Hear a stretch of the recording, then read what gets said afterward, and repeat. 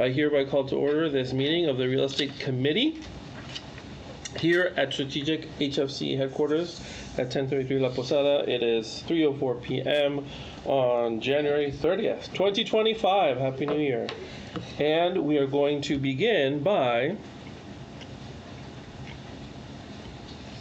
confirming that we have a quorum of the committee. Indeed. Members of the committee are Julio Gonzalez Altamirano. Present. And Jan Wenig. Present. We have a quorum of the committee. Seeing that there is a quorum of the committee, I also want to acknowledge that we have additional directors of the board joining both virtually and physically, specifically Director Delete Becker. Thank you for joining, Rec, as well as Director Huddleston, who is joining us virtuously and virtually. Thank you, Director Huddleston.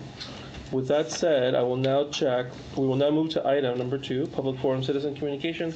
Is there anybody signed up to speak? There is no one signed up to speak, so now we will move on to item 3, which is our discussion item. We will begin with the portfolio review if staff is ready. Thank you, Chair Altamirano. Directors, today that we will be sharing with you an overview of our portfolio as of year-end 2024. You have long anticipated this conversation, and we're excited to share it with you. If we can go to the next slide, please, Kevin. Thank you. So you received last night a draft of the narrative report, and we'll be summarizing that today and talking, I think, about high-level observations as well as some of our takeaways and next steps. So we're going to talk a little bit about the approach that we took for this preliminary portfolio review, the characteristics of the portfolio at large, describe the initial approach we've taken to developing a risk rating system, some of our findings and next steps. Next slide, please.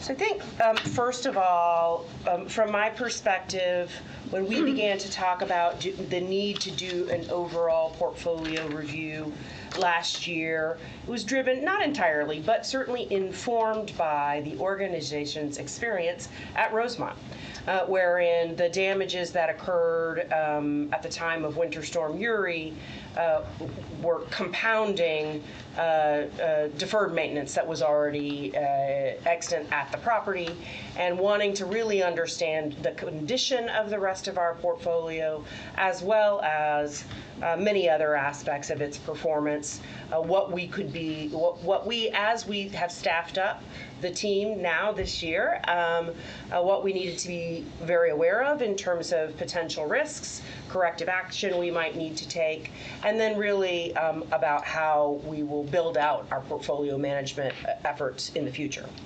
And so I said I wasn't going to do this, but Alex encouraged me, so let's blame her.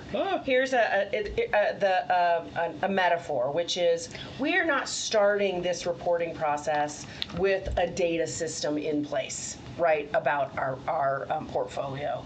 And so rather than ordering up the ingredients or being in the grocery store and pulling everything we need, I likened it a little bit to making a casserole with what is in the refrigerator, and so what you can borrow from your neighbor. And that's not to denigrate the efforts we've made, but it's to say we really needed to understand what was being tracked already within the organization, which was fairly straightforward and very basic information. We did commission, as you recall, some additional information gathering through Patricia Murphy Consultants, who reviewed TDHCA's compliance and monitoring and tracking system. We commissioned some unannounced site visits. We then also commissioned a CPA to work with us to understand what the anticipated revenue of each of our projects should be, so that we could begin to compare that to the actual data and revenue that we're seeing coming in.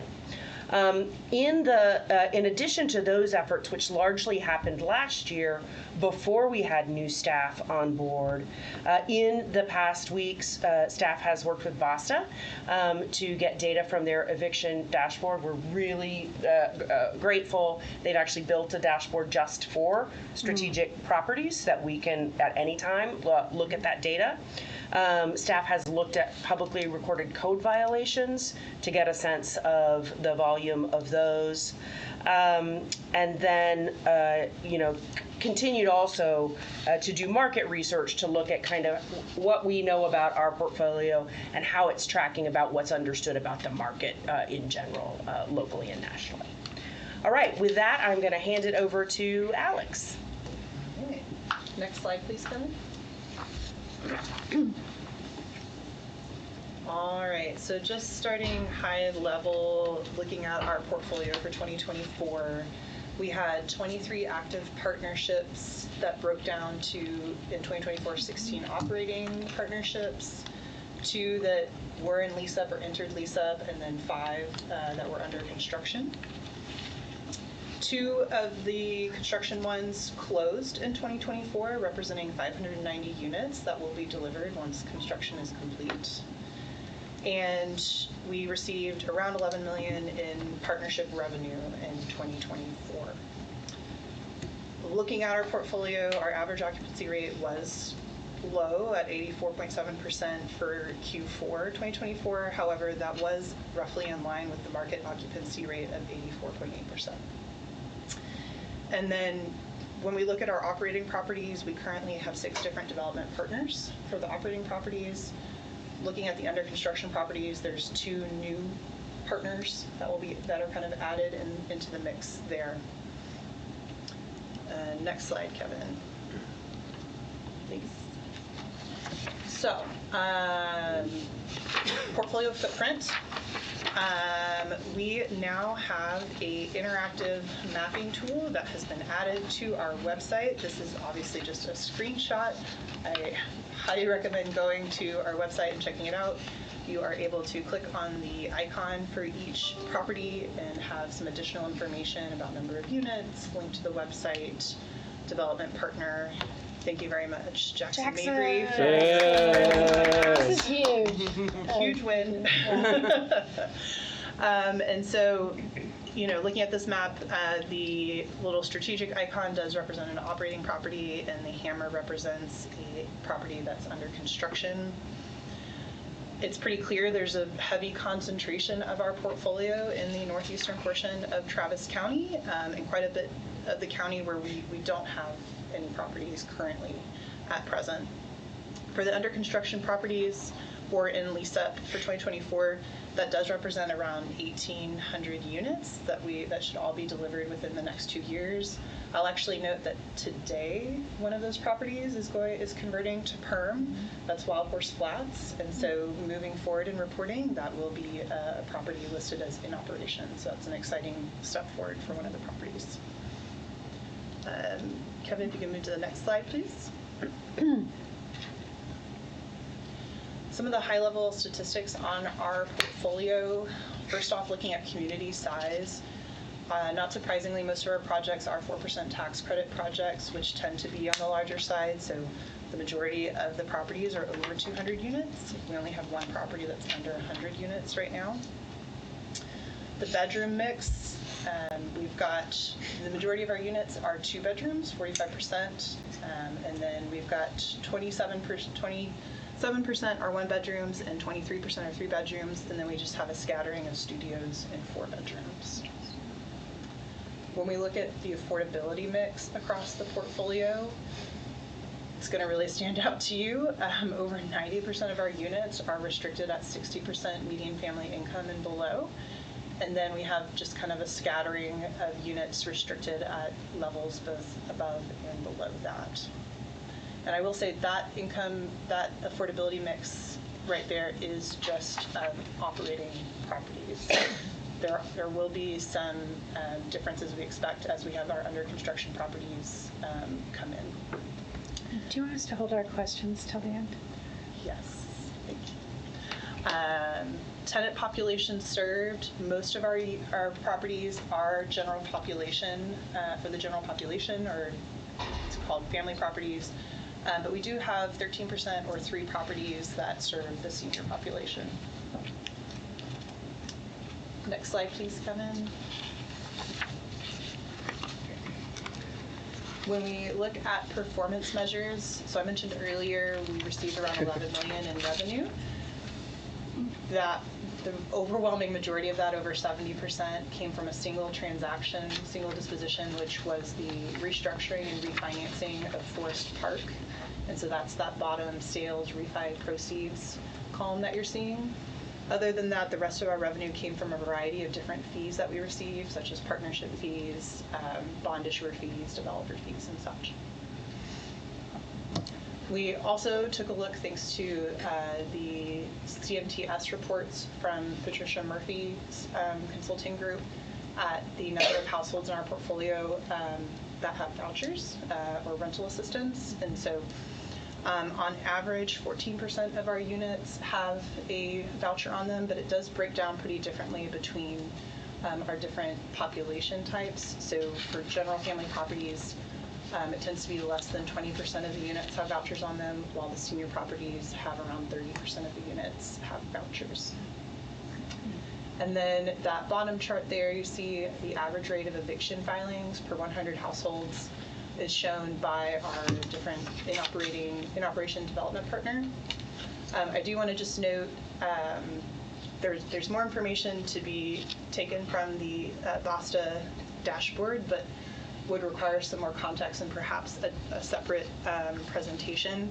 So just to note on this one, the eviction filings, there can be multiple eviction filings on the same tenant household, and that doesn't necessarily mean that it was a successful eviction. So just keep that in mind when you're looking at the eviction filing numbers. But for this chart, what I think is pretty clear is that we've got some really different rates at which eviction filings are happening depending on the development partner. And so that's what we want to show here. All right, Kevin, if you can move to the next slide, please. So now I'm going to move into talking about our portfolio risk rating system, which is preliminary. Thank you, Diana, for starting us off with that. The goal, just to remind everybody, the goal here really is about early risk detection, making sure we are providing quality, affordable housing units, and ensuring that we have a portfolio that is performing well. So my team did a great job of kind of coming up with this initial risk rating matrix that you're seeing here on this slide that has 5 different risk categories. And then below that, you'll see the different data inputs that we would like to include when calculating the risk rating per indicator, with the risk rating scale being a 1 to 5, 1 being low risk, 5 being high risk. The high risk ratings should be alerting us whether it's about a specific indicator or the overall rating that that property needs potentially additional attention or outreach. And so another thing I'll note that we've kind of already talked about is we were pretty limited in the information we had available for 2024. So the bolded data points are the information that we were able to use in our preliminary rating. Most of the information is italicized, which is to say we were not able to include that. And that's why we really want to, we went through the exercise of doing the calculations, but I would absolutely suspect that if we were to have all of the data we would like, that those ratings would certainly be different than what we're going to be looking at. So just keep that in mind. Next slide, please, Kevin. So here on the left, there's just a little bit more description as to what we would kind of associate. What does it mean to have a rating 1, 2, 3, 4, or 5?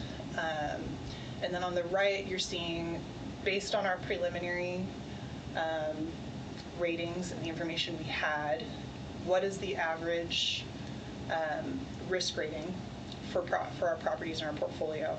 So as you can see, most of the properties ended up scoring around a 3 or moderate risk, which should mean that they've got probably potentially a couple of different data points that are already showing that there might be some attention needed there. And we've got one property that's got a moderate to high risk rating.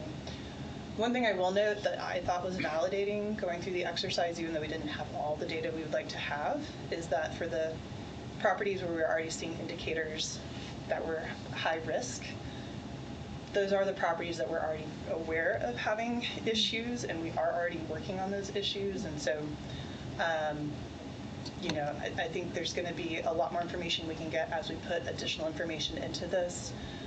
But it is validating already some of our work and prioritization of staff resources. Next slide, please. So, overall review findings for 2024. We identified some of the risks that we see overall in our portfolio. We have an overconcentration geographically speaking, and we really need to try and look at diversifying where our portfolio is located. We have a very narrow affordability focus on 60% MFI units, and we're working with a fairly limited list of development partners currently. The good news, though, that this report also includes is that we have a lot of pipeline growth, and that has the potential to already start helping us with some of these identified portfolio risks. We've got quite a few units already under construction, as I've shared, but we also have a pretty large pipeline of MOU projects that have gotten to the MOU stage that we hope to move forward this year, and that have some different profile types, whether it's a different developer we haven't worked with before, a different affordability mix, or different location. And finally, that there is a lot of opportunity with our future partnerships to think about how we diversify our portfolio. When it comes to occupancy and revenue, this is not a surprise to anybody here. Occupancy rates were a challenge in 2024. Low occupancy rates are a strain on a property for its financial health and long-term stability. We do expect that will continue to be a challenge in 2025. And low occupancy, obviously, from an organizational standpoint, does impact our revenue, particularly receiving cash flow. And then, luckily, we have an operating reserve. Yes. And then finally, on the partnership risk rating, our preliminary rating system does already highlight that there are some risks that we can already identify with the limited data we have. But this exercise also just showed how limited we are in assessing risk because we don't have a current asset management reporting program. And Kevin, next slide. So wrapping up for our next steps, we want to make sure that we're utilizing these risk findings when we're evaluating our new deals, particularly when we're thinking about long-term kind of portfolio health. What are the deal types that are going to help us to create a larger, more sustainable portfolio? This report has also, as we already know, really highlighted we need to build out an asset management system. We need to, which we only just gained staff in January who can help us with that specifically. And when we're talking about building out an asset management system, we're talking about technical tools, figuring out what is the data that really matters for us to be able to make the decisions that actually have impact. What is the frequency of reporting needed? And then finally, coming back to that risk rating system, once we have the data, are we rating it in such a way that this is a helpful tool that's actually providing us with good insight into our portfolio so that we can, again, make some smart moves for asset management. So with that, I'll conclude my presentation. Diana, do you have anything to add before we open the floor? No, thank you. We're ready. Wonderful. Why don't we see if any of the directors have any questions, and we'll start with our virtuous and virtual director, Huddleston. You were muted. I don't know if you have any questions you want to start with. Yes, I do. So is there a reason that we cannot reflect the 2025 budget from the operating partners? There's no reason we can't request it, but we just got our asset manager on board the second week of January, so we're still introducing her right now to all the property managers so that they will be responsive to her, and also still working on getting a tool together so that she can easily collate some of that information. Gotcha. So when can we expect that? So we're currently in the midst of work planning.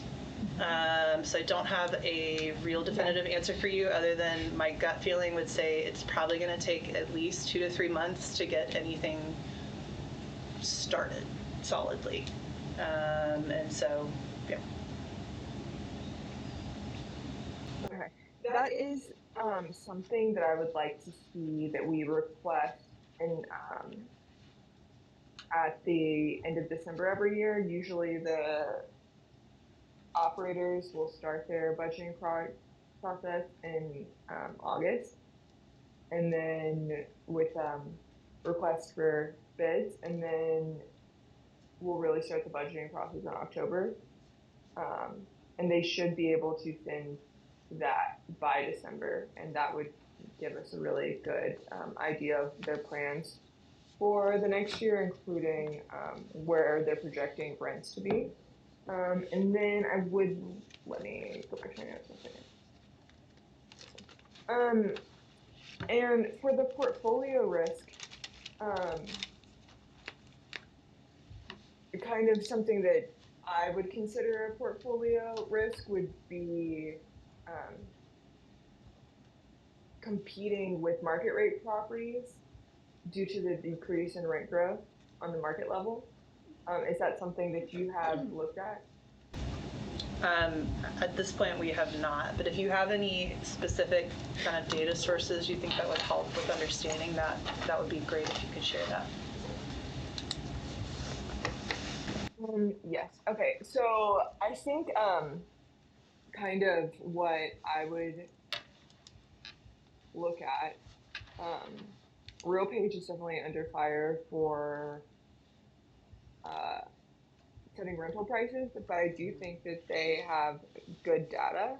And something I would love to see us do is look at their benchmarking tool, which would compare properties around us and allow us to look at comps and basically see where we are benchmarking to comps. And it would be really good to see that in a portfolio review on how we're competing with those most direct competition, just to see kind of like the overall health and how that relates to the submarket we're in.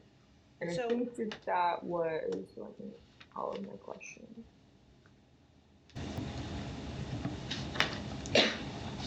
The way I'm hearing that is, let's pick our median property. We have a sense of what the rent is, and let's compare it to the sub-market from a third party. Am I hearing it correctly, Director Huddleston? And then we have a longitudinal quarterly, our rents are high or our rents So are a median property, not, It might be very hard to do all 20 Yes. some, yeah. but we don't want to, we want to be efficiently rigorous, I think, is where we would probably want to land. But you're hearing her need, and staff will have to present the. I mean, I think one thing that we definitely saw, which I think it's not same but related, is that we have concentration in particular parts of town, not only generally, but by zip code, you see it. And the zip code in which we have the greatest concentration is also the zip code where we have our lowest occupancy rate. And whether that is, only about our units or just generally, we have a concentration in a zip code where probably 60% rents are struggling to compete, as being below market. Maybe one of the things we're saying. Right. Director Huddleston, you still have the floor for additional questions or feedback.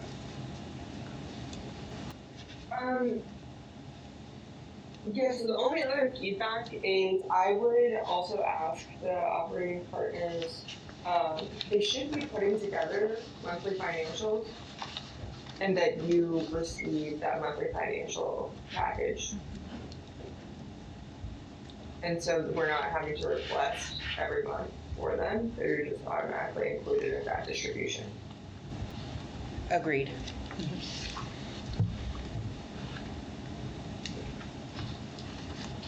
And that's all I have. Thank you so much for putting this together. Thank you, Director. Director Huddleston, do you yield the floor to the non-virtual directors for the moment? Non-virtuous. I yield the floor. All right, thank you.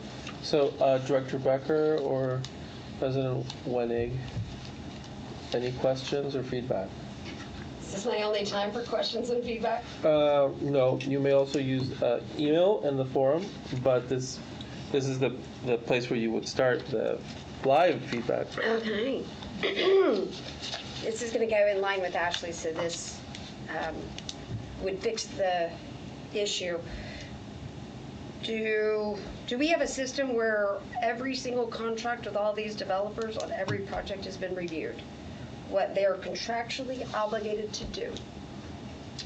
Like deliver our budgets in a time frame? Not at that level of granularity. So the first step we took toward that was the project with Brown Graham, which said, what are the fundamentals of the deal, particularly around the finances, right? We have not then gone back into those partnership agreements and said, what is the reporting? It is fairly consistent across particularly tax credit deals. And so I think we can have a conversation internally about whether it is worth our effort to go and examine all 23 sets of legal documents, or make an assumption that these reasonable things are in those documents, ask for them, and if we get pushback, we will, reapproach the documents. I think it's unlikely in most cases. Because there are a fairly standard set of documents. And some of the partnerships have been sending those documents in, right? But because Strategic was not staffed with someone who was receiving, processing, analyzing those documents and making sure we were getting them, it's just been very inconsistent. And we did not have in-house a system for making sense of the information that was being received. So that's really what our next phase is about. Do we have the system in place to now start putting all those No, ma'am, documents? not yet. So that is the first, as we now have our portfolio manager and team to begin looking at what tools are in the market. We hope that there are existing tools that will serve most or all of our purposes, and determining how we resource that effort internally from a technology and data tracking standpoint.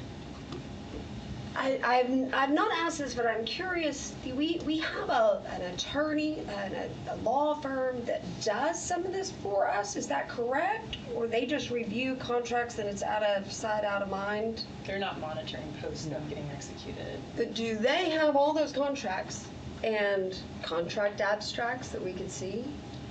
I've never seen a contract abstract from them. Could we ask that? Or is that what they're paid to do? We would pay them to do that. We did, as part of the process with Brown Graham, go through a file audit of trying to locate all of the contract documents. There's still some holes, but we have assembled those. So they exist, and I think would say we're probably at 85% completion there. Again, I think the cost, depending on what we're talking about reviewing the contracts for, because they tend the documents tend to be about 1,000 pages. So, rather than sort of saying, what do we actually need? What actionable data are we seeking? And then, seeking it on a partnership level. Which I would say in 90% of the cases, it is going to be accounted for in those documents as a reasonable request as a partner in the deal. And we have had internal discussions about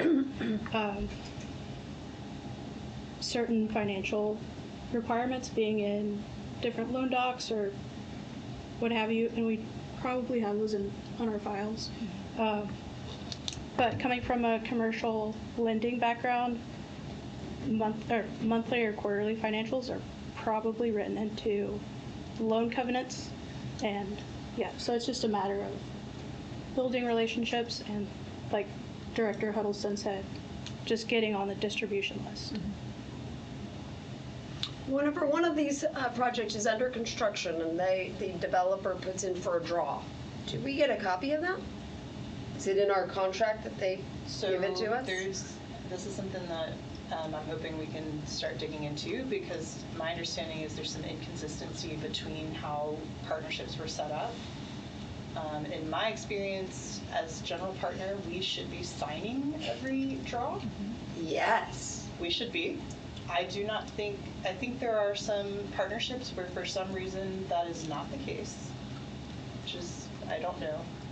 And so that is something that we are working on. Keith is now getting some more bandwidth with the additional staff to be working with our construction monitor on draws. But that is another piece. We do think, when we've been talking really about in operating properties and the tracking tools. Our hope is that under construction properties will also be tracked within hopefully the same system. Yes, and that's why I asked about these contracts. The devil's in the details. It's all in there, exactly what they have to do. We don't have to build relationships. We say, give it to us. It's in your contract. That's how contracts work. We can be nice. We can tell them to give it to us. Yeah, absolutely. I don't think it's going to take a lot of convincing in the vast majority of cases. I think my point was simply the question of the utility of doing a full contract review when I think if we could say we're 99.99999% sure we should be getting your monthly reports. We just ask for it and we should get it. If we get pushback, we'll look for the language, but I don't think we have to do that first to make the request. Yeah. Does that?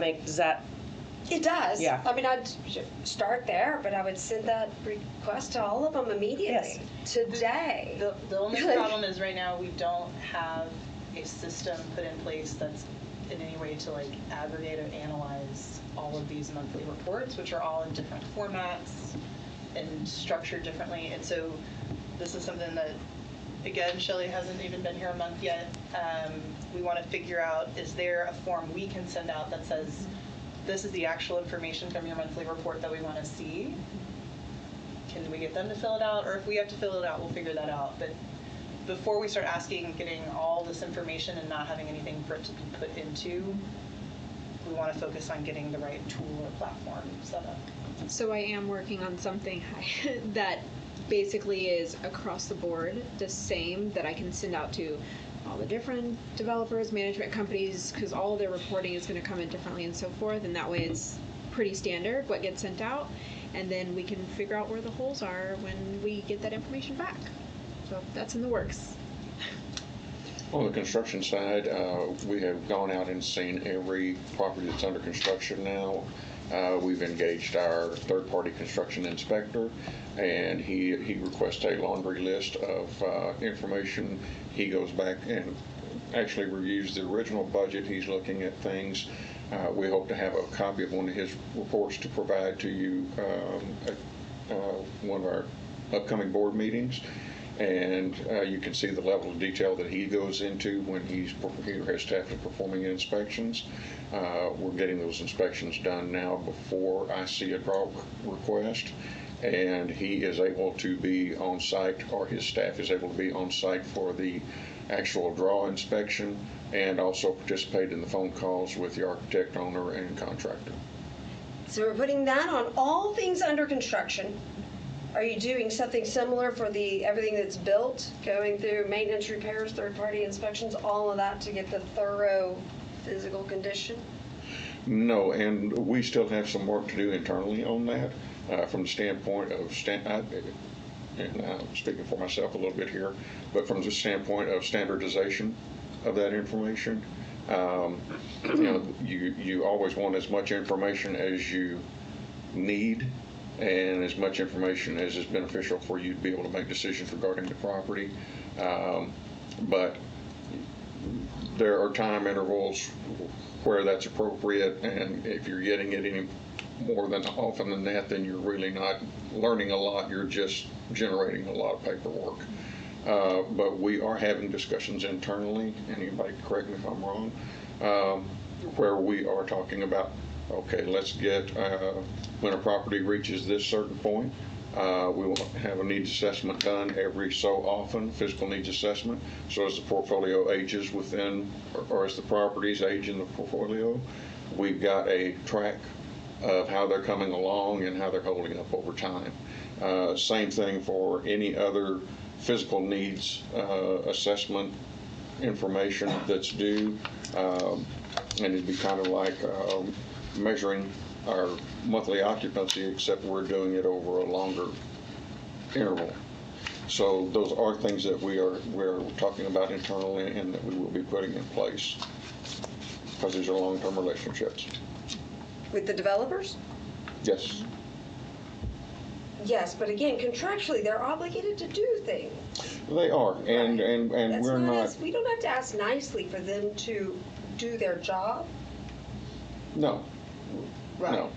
And that is, I can tell you that on the on-site inspections that I have been on with our inspector, it's a very professional, business-like tone. It's not, we hope we can get this from you. It is, okay, and you're going to be sending this to us, right?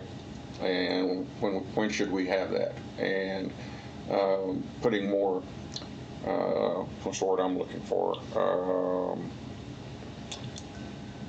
Putting more structure in the requirements, timelines, and asking, getting them to put themselves in the box and say, I'll have it to you by this date. And going forward like that, which is really the best way to do it, I think. So that process is beginning now, and I've been reading the reports as they've come in. We get budget comparison, we get change orders that take place. On the construction You're- monitor. yeah. On the construction monitor. So I do want to go back to Patricia Murphy is doing, and it's more of a focus on compliance. Yes. To be clear, but there is, part of compliance does have to do with some physical inspections. So we currently do have Patricia Murphy going out every 6 months to every property that's in operation and providing essentially pre-inspection kind of services and comments to the property management. We've already had one property where she identified some things that need to be addressed. The property management responded within the week that they were starting to work on those things. So What were they? And how have they done it? How are they going to report? in this case, there were some, I think it was like some lighting issues, stairwell. They needed to do something with like a fire extinguisher or something. The last time I read this was in early December. But just as an example of kind of one of the kind of concrete actions, some of the concrete actions that were taken based on what she's doing. But she is limited mostly looking more from, again, a compliance perspective on what things are like. As Shelley gets to build out the asset management program, I do expect we'll kind of be expanding the scope, right? Yeah, I want to mention also, so our operating portfolio right now consists 100% of tax credit projects. That will change over time as we do more mixed income. But the regulatory environment of tax credit projects does require a formal physical inspection every 2 to 3 years, depending. They've just changed the standard that is used. That is in TDHCA's compliance. So one of the things we're trying to do is to be smart and to utilize the compliance, infrastructure that it's already there. So those inspections get done, and then depending on their score, TDHCA may be following up with them. It may be a deficiency, right? They have to correct something. And so us tracking that is, I think, one of the first, and most important steps. Our unannounced site visits done through Patricia's team is an added, like, where you don't know we're coming, you don't know to clean up, we're checking. I'll also say, like, we're hearing from, our friends at Vasta, et cetera. I think looking at code violations is important. But we'll continue. I think we want to utilize the tools that we know are out there and then build from there. So I'll give you an example of an idea. It's not a decision we've made. But the Inspire inspection will be happening every 2 years now, I think, right? It is generally understood to be a bit harder than the previous inspection standard and more focused on the conditions inside the unit, which we think is, good for our tenants. But if we have a property where we've seen more sort of signals of problems with upkeep than we'd like, maybe we then say, you know what, you're going to do an Inspire on the off year too, even though TDHCA isn't coming to do it, right? So that we're tracking more closely. So I think there will be a lot of those kinds of questions as we, get better information. The other piece is we want to be really smart because we are doing, and I'm intentionally trying to remember to call it portfolio management. This is not property management, right? It's not even asset management in the way it's normally discussed, in which you're sort of managing property managers, that you have control over. And so we want to increase our influence and the value that we bring to these properties that are in our portfolio. But when we have information or we're trying to gather information, I want us to always be thinking about how can we use it? When we find out something's happening, what's the action we can take that will help change this, condition, so that we're being focused about the data that we're gathering and how we're engaging.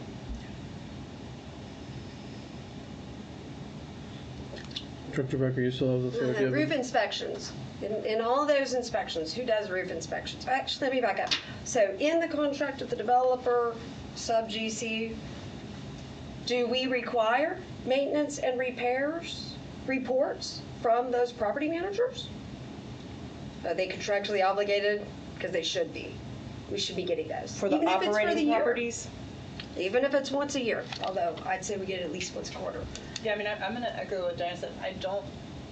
So since we are in the ownership structure, I think for most groups, as long as they get past the strategic who, okay, we're part of the ownership structure. I think if we ask, whatever reports we ask them for, they're most likely going to provide.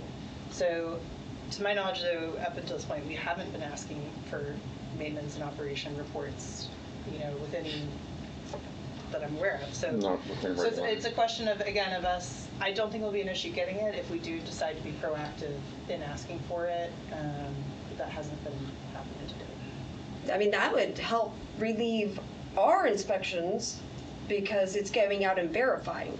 Trust but verify. If we're getting all of their maintenance repairs reports from them, which they should be giving to us, then staff or third-party consultant is just verifying they're correct.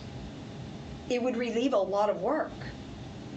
These developers are contractually obligated to do a lot of things. I don't feel like that we have put them to task to do, which they probably will do when we ask. So we start asking now so they get in the habit, whether it's monthly or quarterly or annual budget, they know to send it. Yep. Because that'll give us a very good clue on how well these are maintained. If there's no maintenance and repairs happening, that means they're letting it go, which costs more money in the end. When you have a lot of data, you can see it very clearly. Is RISE in all of these reports? RISE is 2 projects. 2 operating projects. 2 operating projects. What about the 2 that are under So construction? both of those are included in the summary numbers. Or all 4, I guess I should say. So I would assume that they're just all the highest risk. They're the risk. For when you look at the individual property ones, the issues we've identified do pop up for those indicators that we have. Yeah. Every single red flag pops up. I am sure that I missed the board meeting where it was discussed. Where are we at with RISE? It's on the agenda for February in executive session. So those projects are still moving forward Yes. with SHFC's blessing. We will discuss it in executive session next month. Oh, I'm going to be there. Highly concerned. So, I'm going to have a lot more in an email, but I would say whenever I look at the risk ratings, and everybody here sitting is going to know it, y'all probably do too. I look at physical condition, they're all in bold, which means they haven't really been done. So this isn't really a portfolio review to me. Bold means yes. Yes. So I have something on every single one of our properties Yes. for physical condition? Yes. Yes. The reports? Yes. Are they in here? And the scoring is. No, I want the reports. Well, no. And so we can. Director Becker, why do you want the report? Oh, I want them. But why do you want them? Because I want to review the data. I want to see for myself. Mhm. This is what I do with my properties. No, I understand that. I'm very experienced in it. I'm not questioning your experience. It's Okay. just you're asking them to collate a lot of information. It's a Dropbox or whatever cloud storage they have. It's pretty simple, I think. I understand that. It's an unusual request that veers into managing the staff as opposed to setting policy. So the It's very hard to set policy whenever I don't know where we're at. the staff has provided you ranking based on their analysis, and so it is obviously within your discretion to request that. It's just that it's starting to be a little unusual. If you're saying you don't trust them to rate, then our job is to say, here's a policy on how to rate, or here are the things that don't make sense of how you're rating. What are your concerns about the ratings that you've been provided? I'm not sure how to write policy whenever I haven't even seen the rating system. I don't have an inspection report to look at to understand the rating system. It's hard for me to say, do this. They might already be doing it. So in this setting, a good starting question would be, can you tell me more about how you do your physical rating system and how you transform the data that you receive into the rating system? Before we insert ourselves into the kind of like, I want to double check your daily work, because that is that little line that. That's not a double checking daily work. It's looking at data.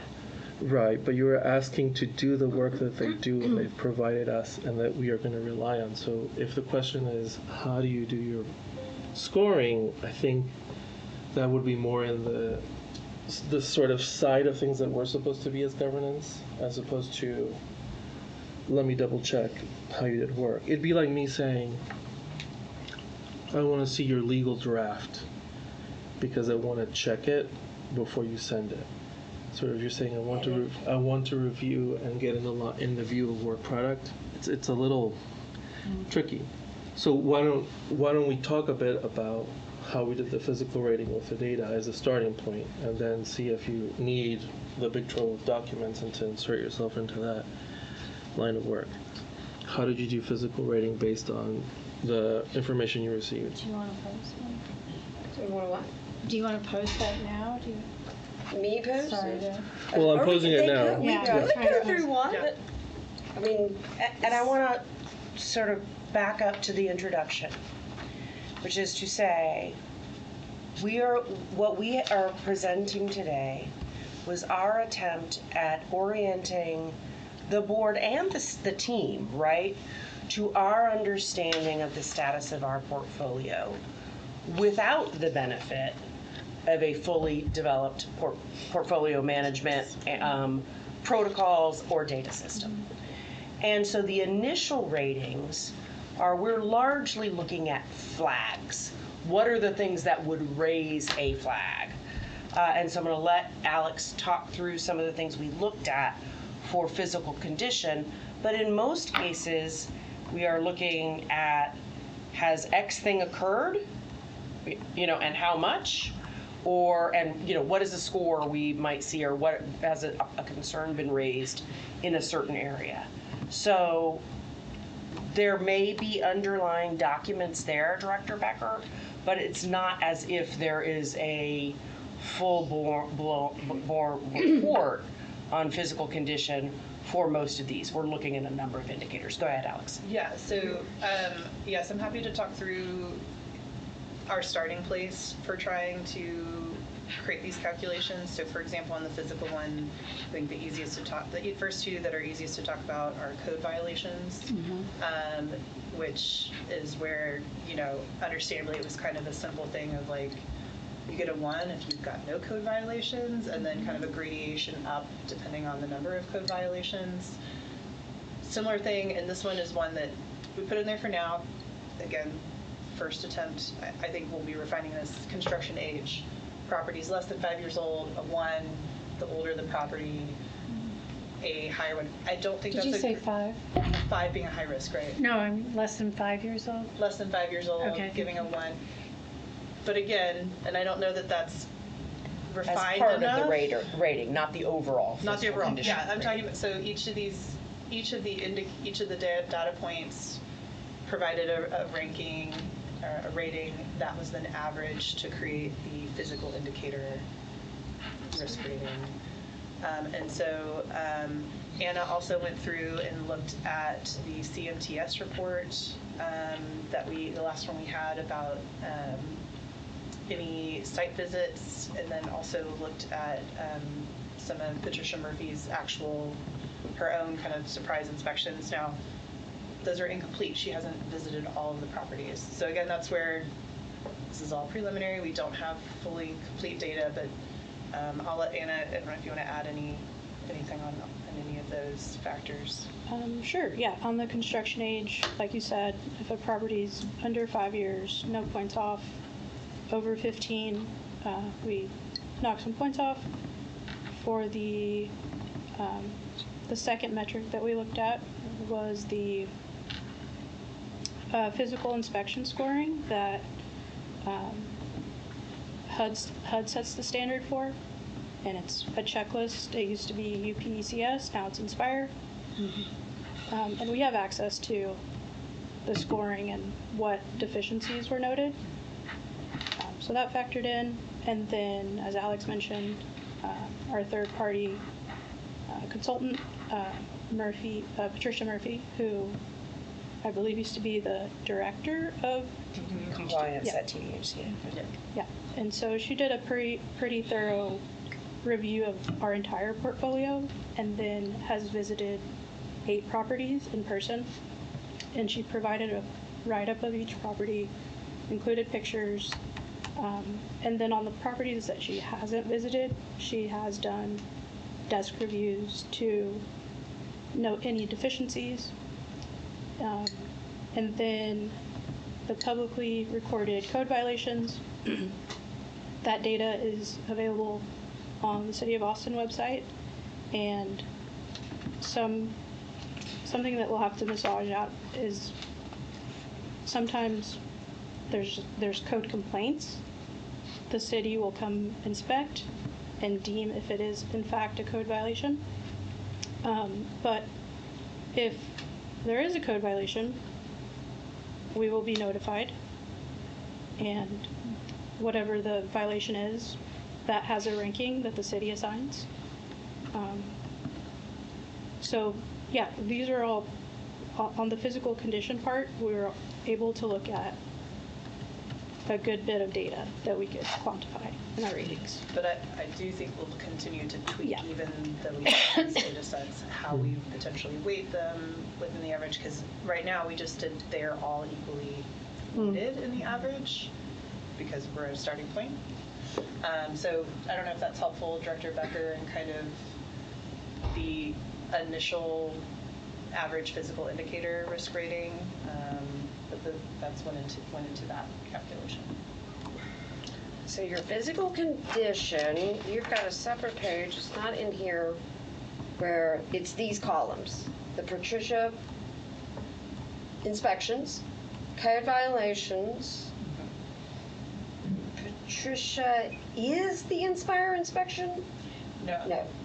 So she pulled together a report for us showing the scoring from the Inspired USPC, from the HUD UPCS. inspections. She pulled together the inspection scores, the latest scores. What does HUD inspect? I have not seen an Inspire inspection. It's their system of physical assessment, and it's a long list, and each category has a different weighting. Keith, do you know what's in the inspection? Have you seen an Inspire? I have not seen this, an Inspire It's inspection new yet, this but maybe year. sure. Okay. So I haven't seen it. Previous, Incarnation, yeah. yes. Previous incarnation, UCPS, UCPS. and focused more on, a little more on the external of the building, outside of the building. The and external not- is what I care about a great deal.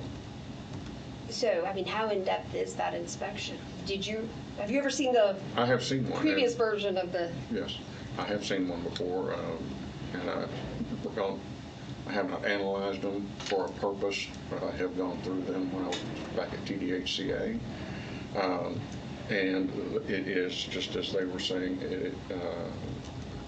it is a physical focused inspection where they're going around and they're looking for issues with windows, issues with paving, issues with separation of exterior walls, or problems with denigration of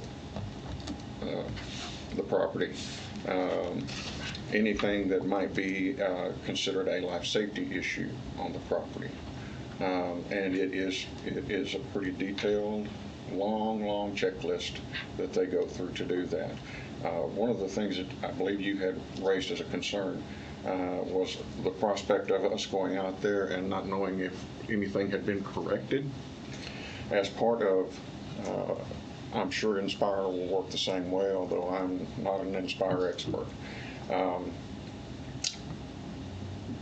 All of these findings are provided to the property management company, to the owner, and they are given a date by which those repairs are to be effected. And if they are not, there are penalties assessed for doing so. So there is very much a string that they are tied on, that the property is tied to, with regard to those inspections and curing any issues that are found.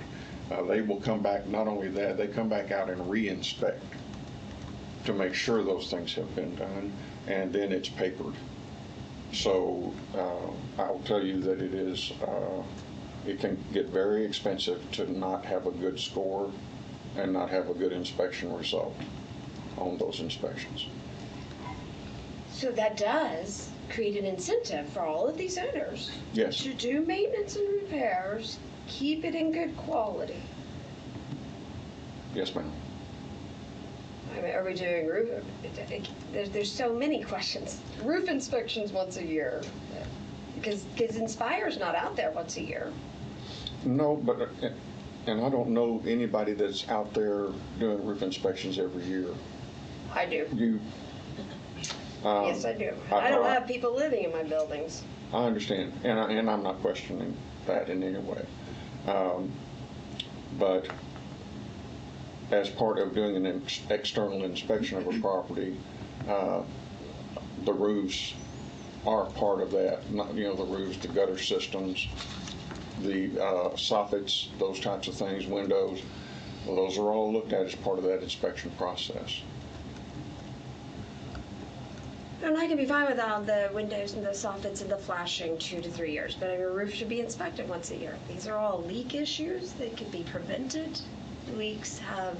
Yeah, I mean, I do think what you're raising is something that I think is maybe a couple steps beyond our initial kind of priorities with asset management. But I mean, we could get to a place once we have a stable kind of base of reporting information on being able to try and talk to our partners about having certain requirements around property management, maintenance plans, I don't think we're in a place yet to be able to actively do that, but we could get to a spot where I think that's possible. I will say that Patricia Murphy's company has looked at the roofs and has provided pictures. When they're doing this, the unannounced Yes. visits. On the 8th, that she's Yes. gone out physically. Mhm. And you've reviewed those reports? I haven't reviewed Patricia's reports. Because they just came in, okay. But you're on the staff that does it. I will be taking a look at them, yes, as part of the ongoing inspections. And Shelley and I will be, as portfolio manager, she and I will be working together as part of information gathering and then verification of repairs or construction progress taking place on the developments.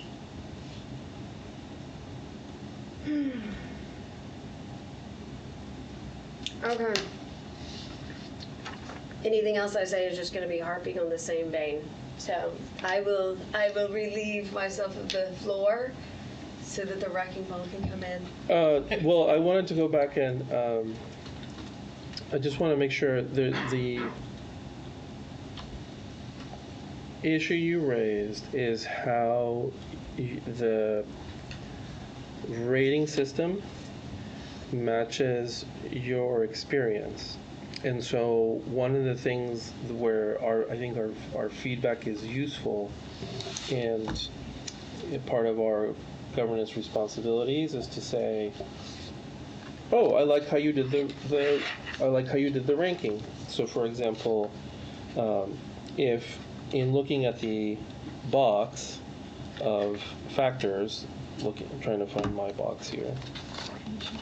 Is it 9 in the report or 9 in the presentation? Presentation? Yeah. So we're looking at the box, right? In terms of setting policy for risk, I think it would be really helpful to get your feedback on, say, oh, they assigned 25% to portfolio desk monitoring. I think it should be 50%. So an appropriate thing to request would be, hey, when you come and you present the policy moving forward, tell us your weightings. And as a matter of fact, I care so much about one or two or all of them. Give me some sample data so that I can do it. I think what's tricky is when we make big requests because I think subtle, but I want to reinforce it. This is sort of a working draft, and a lot of the pieces aren't in. So when we say, hey, go get all this, if they take it literally, it might distract from what they're trying to build. It's also tricky when we overemphasize how we want them to do granular tasks. So one direction you could take in terms of guidance to them is, it sounded like you were very interested in how the physical condition part of the matrix was quantified, and I bet that I bet staff would be excited to hear your feedback on the index and maybe share some of the data. But I'd be really curious to hear kind of where you think your curiosity and focus is on the physical condition, risk ratings. Are there things that are missing that should be added? Which one is the one where you most want to independently verify based on what they provided you as your system? And it is hard not to get granular on this because granular is important. Granular is important. The most important thing is the envelope of the building. That's where it starts. We have a good envelope, we have a good building, then we're providing good housing.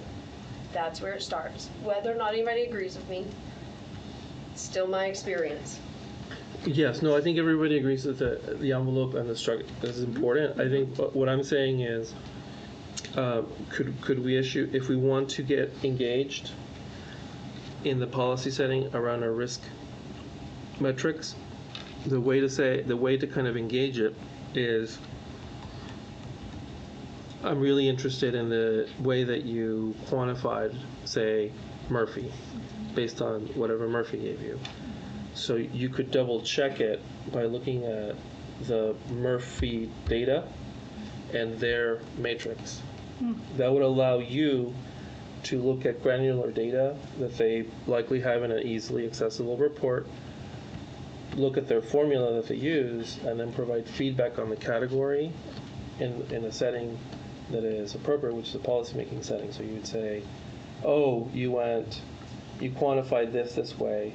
I think we should move from your A model to my B model, where we have different weights around how you judge Patricia's scoring or information. Because us saying, let's formally adopt a scoring matrix, that's very much in our space. Looking at all the data and rewriting a matrix, that starts to be in their space. So again, is that the thing that is of most interest to you? The Construction age doesn't matter to me because you can have poor quality construction in a brand new building. okay, so that doesn't matter to you. Next one. Not at all. Other than I would like to know the age of the systems, and that might be a great scoring one. Because if you got a 20-year-old building with a brand new Yeah. roof, lowers the risk. So in terms of your data requests, we're really down to the two in the middle. Because number 3, and I know this because the city's open data portal is something that I help get done. You can get from the website anytime. Number 4, the public quarter code violations. As a matter of fact, one of the warmest moments I had was when Gabby Garcia came to me and was like, hey, are you aware that the city has this open data portal with these code violations? And I was like, I am very aware of it. So then it just comes down to these last two, the latest physical inspection scoring, UPS, Inspire, and the Murphy HTC portfolio monitoring. Because that's what's going, right now, that our policy, where it's headed is, this is going to be our scoring matrix. So if we want to double check one of those, is there one that aligns more with your interests? So I'd agree those are my two that I'm focused on, and I would say on the recorded code violations, we should track them carefully. That is a low barrier.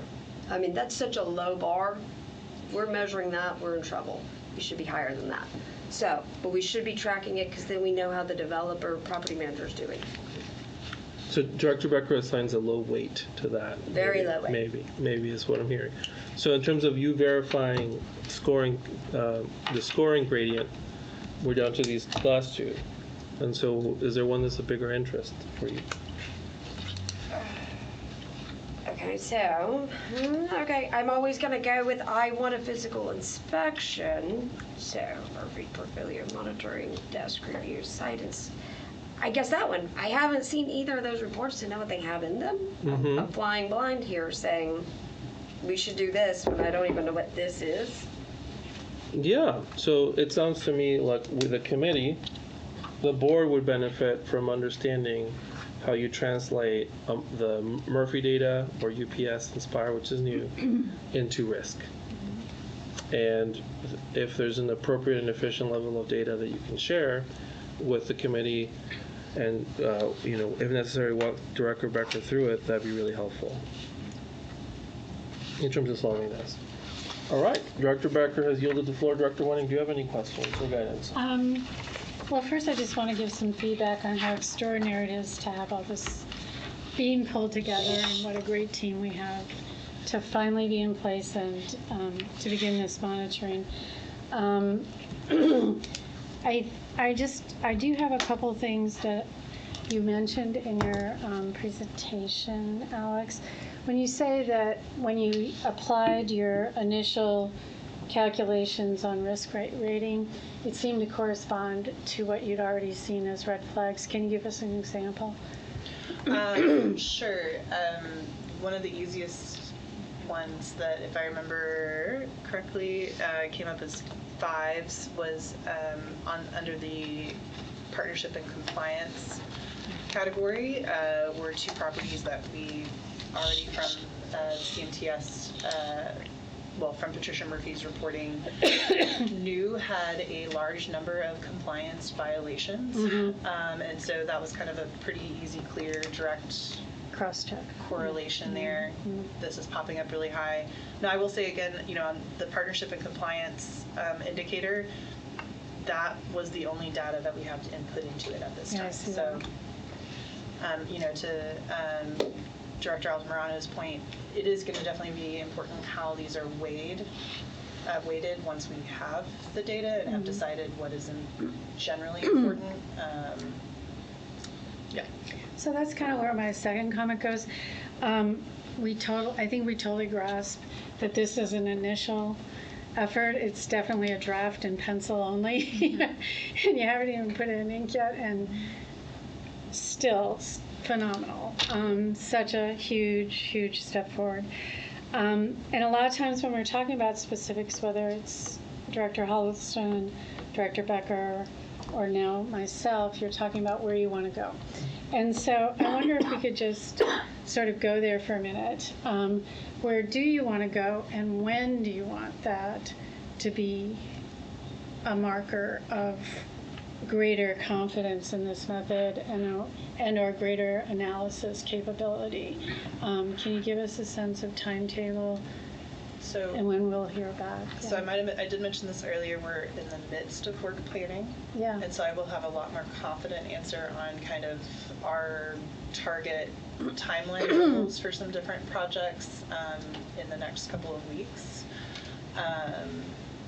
And I say that because we're working on a work plan for my team and then individual work plans right now, and I think that's going to really help with being able to have like a timeline of, we think we're going to have quarterly reports coming out in Q3 or something So like in that. a general way, when do you anticipate you'll be prepared to return to the board with something that we as a board can contemplate about these, especially the risk management issues? An analysis that you feel you do want to put in ink. Right. So I may want to think about that a little bit and return to real estate, because the risk ratings are going to be driven by the data that we can reliably gather. Yeah. That data is going to need to be supported by the tools that we acquire and develop. And I mean, I think one question that we have internally, and I expect that we, as staff, as board, betwixt us, will continue to wrestle with is we can get a functional system which is many times better than the baseline more quickly by also streamlining it and saying, you know what, here are 10 indicators we're going to track initially. And if that's our approach, or some, one single digit number, then getting to a reporting, et cetera, it's a lot easier to see. The greater complexity and nuance that we seek in our initial version, 1.0, if you will, of our portfolio management system, the further out we are, right, to getting to, what's our. So I think we need to have a conversation internally. I'm gonna show my cards because I'm really bad at hiding them. I personally think that we would likely be better served by saying, let's look at the tools that are out there. Let's talk about the minimally viable product that really helps us and that we can deploy in the shortest period possible, and then think about after that, when do we go to version 2.0. But we have to, I think we all get really excited about getting fantastic data and more of it, right? Not me. No. I want analysis, actually. That's Right. That's where I'm. So I think that's the tension that we have, and remember, and I meant to say this when we started this conversation. I mean, in some ways, the good news is the reporting system, the elegant reporting system, et cetera, does not yet exist, right? But we did, as we began to gather information through this, we started working on many of the problems that, will be the kinds of things that get signaled, right? And so we are building this also while we are in the process of really trying to course correct in a few instances where there's, significant attention needed. And your final remarks are exactly what I'm focused on, is like, how do we get around through the analysis to the point of being able to turn things around? And the date I have in my mind is something we're familiar with from the executive committee, Madam Executive Director, which is the March 27th meeting before the County Commissioners Court, and whether there's anything deliverable that we can give them, both in terms of analysis and turnaround, and most especially in terms of what have we got now that we didn't have before, not just in the way of knowledge, but capacity to do so. What's the next step? Like, what are we going to do about this? And I think that's what they want to hear too. Yeah. So that's what I'm wondering about. Staff, some are nodding and some are shaking their head no. I'll just let that go down for the record. Well, so this will be on my to-do list to have a conversation with staff. So as you know, county, well, I don't know whether this will hold. We don't They're know, asking us for the slide deck a month before we present. Oh, okay. And so News. if that's true, we've got about a month. And I think maybe that's, I did we'll not talk know. about whether the exercise is knowing what we know now, what would be the cleanup that gets this, more crisp, that could be communicated to the court. Okay. On a more narrow comment and question here, thank you so much, Madam Executive Director. That fits my thinking exactly. Is there anything that's stuck out to any of you assembled here from this exercise that you've done so far that has translated into action that you'd like to share with us? We just completed the report yesterday evening. So I know you've been ongoing and you have tended to things in the meantime. yeah, I mean, Yeah. well, I think this is maybe not quite the answer you're looking for. I actually found this somewhat validating to be pulling together some of the disparate data and resources we do have. Yeah. And it mostly be pointing to problems and properties. We are already working on those problems. That is not to say that there are some things that we probably also still need additional time and attention to, but I think that's where this is already starting to help validate that. It'll become a more sophisticated tool, and we've more than doubled our manpower, so we're going to be able to address more issues moving forward. Thank you. I want to say that of all the, on the risk rating matrix, the column that is of greatest interest to me is the tenant experience. And I was concerned about the eviction findings and especially how they were concentrated in a couple actors. Does anybody have any plans on this at this point? Is it still too preliminary? On just the evictions or the tenant On whatever experience you've in gotten general? so far. I know the italics dominate that column, so Yeah. I'm just looking at the eviction filings. So for me, something that I'm wanting to look more into is the actual real numbers of filings versus judgments received. That's very interesting to me. Okay. The data provided is more so filings, which, although important, I'd like to see which ones actually went through, because I know in some cases there are additional chances, as you could say, for people to stay in the homes. Make it right, depending yeah. on the property, depending on the management company policy and so forth. So that's interesting information that I'm looking to gather more on as we continue to do this. Additionally, in what we initially started working on before we realized we weren't going to have that information, is when it comes to tenant experience, having a better grasp of the retention is what we're looking to gather as well. I think that's obviously, we know that's a huge part of tenant experience, and so looking to also find out additionally stats aside, reasons why people chose to stay or go. And so that's also part of my plan to gather that information. And then just so you know, we are working on, I guess next week and over the next couple of weeks, making introductions between myself and the developers and regional area managers and so forth. So that way when we do request information, especially as quickly as we were trying to get it this time around, it's not met with any, who are you, you know? Yeah. So hopefully it becomes more, oh, that's strategic, oh, that's Shelley, oh, that's, you know, and trying to get that information easier Okay. and more at a drop of a dime than, you know, it has been. So. Yeah, those are great plans, and I think you identified something that is sorely lacking throughout Texas, which is giving tenants the opportunity to cure. So great that you're already thinking about that.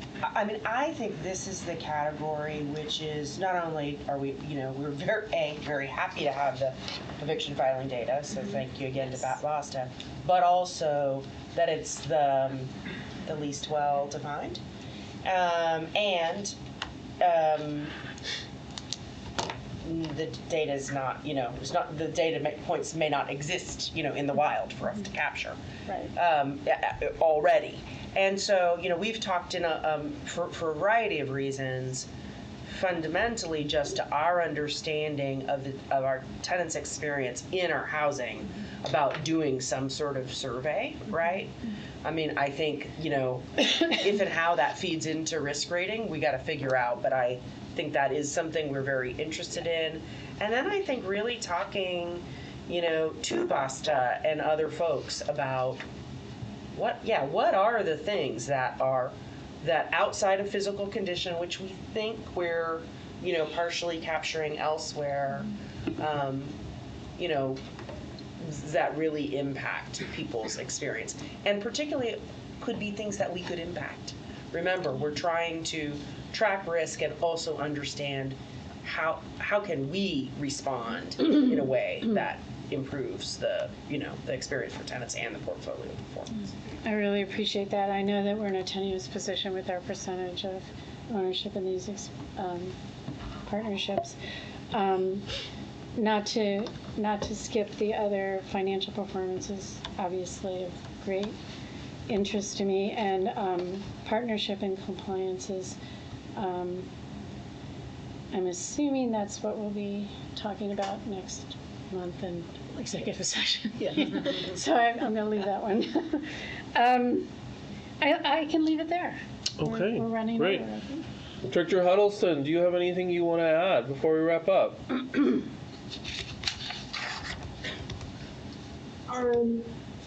I don't believe. I think I will probably have comments on the discussion board. But thank you so much for putting this together. I think the overview was very helpful to see kind of what the general portfolio looks like. And I am excited to see the iterations from here. Great, thank you, Director Huddleston. Before I wrap up and close the meeting, because I believe that this is the only agenda item we have, I did want to provide some wrap-up feedback. First, I wanted to reiterate some requests that came out of this. These are the ones I'm going to take a little picture at the end of my notes, and then I will hark back on. From Director Huddleston, as you know, she has created a broad framework for metrics, and then she mentioned two in particular, the budget request in December and the rent benchmark. We should engage them as we move forward on this system. And she also reminded you about getting on the monthly financial distribution list. Director Becker, we had the exchange about sharing data, both Inspire and Murphy, and the grading matrix for her feedback. I would be interested in that as part of the journey. As well, I think the committee would benefit from hearing kind of how you think about this and how it might change. That would be important to make sure we do before we return to this topic. And then a reminder that she mentioned sort of the importance of having some kind of system where we have at least a minimal understanding of what our partners are contractually obligated to provide. I think you're moving towards that. Where it fits in the timeline, we will see based on how you're building the system. Director Wenning started a discussion that eventually was about a thin or thick system, and you talked about MVP, and I want to come back to that in my feedback, as well as on evictions. And you mentioned that there's going to be growth and better understanding on that. So I wanted to provide just some concluding feedback of my own to set up future work on this for the committee. So my personal expectation is I don't expect to see a true version 1 of this, like the one that we're going to consistently use quarter, year to year until the end of the year. But I would really like a sizable and formidable update mid-year. I think it will be important for us to have real progress. So in terms of the request that you got from Director Huddleston and Director Becker, please time that so that we're ready to, at the 6th month, be ready to do something. And like all things, I would prefer that we adopt a formal policy that binds you and tells us what it is that we're going to be doing. How you construct that is at your discretion, so that your life is, easy as workforce to achieve the goals that we value. But we've got to write it down, or else we will invite a lot of ad hoc discussion. So again, that 6-month and 12-month timeline, having a sense of what the policy might be. Obviously, certain things attract a lot of attention. The risk rating matrix, I think, is firmly in our purview in terms of what our policy should be, how we assess. I would, as a third piece of feedback, I'm really curious what TCHFC and the HFC do with their portfolio situation. Some of our conversation goes into sounding like we're a housing authority, which we're not. We are a financing provider on behalf of the public. So we kind of have to always frame what we're doing in that basis. But those two HFCs are interesting peers for me. I'm really curious. I watched a lot of city council meetings, and when HFC goes into session, they don't really do much. They just get some stuff and they vote it up, and it moves on. I don't see a lot of portfolio management going, portfolio review or portfolio assessment going on. TCHFC, we have a website with our beautiful faces on it. If you go to the TCHFC website, you're still supposed to send a form to Andrea Shields. So I don't know what is going on over there, but I think our efforts, should at least match or exceed those. And I think it'll be important to explain to the court how even with this alpha version, it's not even a beta, it's definitely not a production release, I think we're in a really good place relative to where we have been and where some of our peers may be, even some of our very well-funded peers. On policy and a system, this is the MVP conversation. Even though I'm a data professional and a management consultant, I actually think too much data is bad. I think too much data can become a distraction, noise, and undermine the organization's workforce from focusing on what matters. So I would work backwards from the levers we actually have. So we have money to spend, we have an abatement to take away, we have shame to mobilize, and we have relationships to leverage. I don't know if we have any other levers. I mean, we have our contractual powers, but that's sort of like semi-financials. It is not we can't fire property managers. So one of the things that's important to me is to see coherence between the system that you advance ultimately for our adoption and what we actually do. And so in the past, we've talked about it as a little bit like an asset management function in the sense of here's where we want to spend money to fix something, like fix the roof, because it will help with Cabay. So this is the other thing that's in these conversations missing. Can I ask you, yes. for the beauty, we have some new staff members. Yes. Can you give a full definition of Cabay? Yeah, so Cabay means quality adjusted bedroom affordability years. And this because a conversation that focuses on units is incorrect, right? A three bedroom is more valuable than a studio. If a conversation that focuses on units of any year or any vintage, a brand new 3-bedroom that's at 30% affordability is more valuable than a studio at 60. So it's a way of saying, here is our ultimate metric of what we deliver through our financing power, abatement power, and the investments that we're able to do that flow from that. We want to maximize Quebec, and the way to maximize Quebec is to acquire Quebec at a valuable price. So it does not mean abate recklessly or never abate. It does not mean invest in this situation or that, but to consistently say, where do we find a lot of affordability years for bigger bedrooms at deeper affordability? That doesn't mean it's all got to be 30%. It's a different way of thinking about it beyond units and 60 AMI, 30 AMI. What I mean by our levers is, it's good to know from the system reporting, a lot of things that'd be interesting to know. But what we really want the system to help us do is for future boards to be able to say, yes, we approve your spending plan to reinvest into this property. Yes, we approve your plan to sell this because these people are awful and we just don't want to be abating them. That's not what we want to do. Yes, we approve this deal in this part of town, even though the Quebec is more expensive because we got to diversify.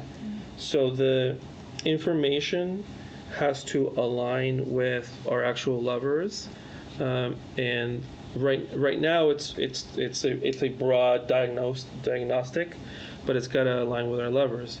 And then, as you've heard, there's certain things that are of interest to the board, like let's protect the envelope, let's check the roofs. And so when we do our physical assessment, what we're looking for should not be solely based on what's available, but on what staff thinks we need to do to get cheap Quebec. I could talk about this for 2 hours because sometimes I think we are shoehorning the perspectives of a REIT into what we do. We are not a REIT. we are not a developer. We have a peculiar role, and until we own and control our properties, our analytics and frame of thinking has to fit into those powers. So my personal perspective is, I would prioritize a thinner, high-quality MVP sooner over broad transparency. And then 3 final things on specific metrics. On evictions, I think this is going to be really hard to crack, and so I think we need to be patient. I think we might need to invest in better understanding our eviction universe within our properties in the county. Just as someone that cares a lot about this data, I would weigh it in a limited way. It also means we need interventions. Because, okay, so NRP is bad. Okay, well, what are we going to tell NRP? Fire property managers? Are we like, no. Okay, be nicer? And it's like, well, that's not in the agreement. And we are nice. Some of these people are, loud, whatever. So what is our intervention? So what we do with the evictions has to be tied to what we talked about, which is developing some programmatic intervention that allows us to have leverage. We can mobilize shame, we can be annoying, but I think you all know that that's rolling the dice a lot. I'm worried about our revenue base being so it's great that it's diversified, but I would feel so much better if it mimicked a permanent tax-based funding stream. And for that, like the baseline operations stuff is I think what we need more of. And so I'm really glad that you broke this down. I think it should be part of our ongoing financial thinking. It's a little bit of a sidebar comment, but for me, as these workforce deals come in and other things happen, I hope we'll increase that. And then finally, there was mention about tenant experience in that survey, and I was going to point out that I think this might have fallen through the cracks, but when the court asked us to adopt the Tenants' Bill of Rights. And in the resolution we passed in December, asking the staff to come back with a recommendation implementing it. One of the specific things in that resolution the court passed was about surveying our tenants and whether they met at what was formerly Rosemont or the entire portfolio is to be determined, but I do think that that would be valuable. Overall, I think this is directionally correct. I know it's going to take some time. I hope that you will engage the requests made by Director Huddleston and Director Becker so that we can meet the timeline of having a pretty solid system at the 6-month timeline and a fairly permanent system at the year. If we were to go see the court tomorrow and the staff felt comfortable, I would show them our alpha as indicative of sort of where we're going. I think it's good enough. It's certainly impressive given what I am familiar with the other HFCs doing in this realm, given where we started. So I would feel comfortable with us saying, here's where we're at, and it's going to get better, but we are doing what you ask us to do, and we are doing it expeditiously. There's still a lot of gaps, and then reminding them obviously of our role, because I think they also are confused about the full extent of our powers and our specific points of leverage. Any questions about that feedback? Seeing none, we will go to new and unfinished business. Or is there any new and unfinished business that other directors want to raise? Seeing none, then this meeting is adjourned at 4:39 p.m. Thank you. Thank you. Guys.